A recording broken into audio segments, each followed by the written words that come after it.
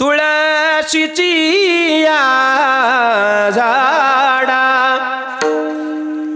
दुरोनी नघा पे शिंतोडा परिद्राक्षाची या बुडा दुधाची लावी. हे ज्ञानोबा दृष्टांतानं सांगतात. माणसाची दृष्टी लाभाकडे कशी आहे. एखाद्या कृषी अधिकाऱ्यांना धुऱ्यावर येऊन जर सांगितलं, शेतकरी दादा तुमच्या शेतामध्ये द्राक्षाचा बाग लावलाय, उत्पन्न दुप्पट करायचं का?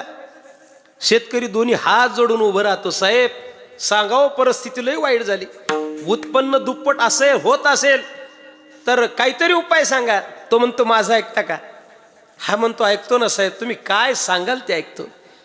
मग दादा एक काम करा, तुमच्या द्राक्षाच्या बागेचं उत्पन्न जर दुप्पट करायचं असेल तर तुम्ही त्या द्राक्षाच्या बुडाला दुधाची कॅन लावा, सलाईन सारखं त्याला दूध द्या, तुमचं उत्पन्न दुप्पट होईल.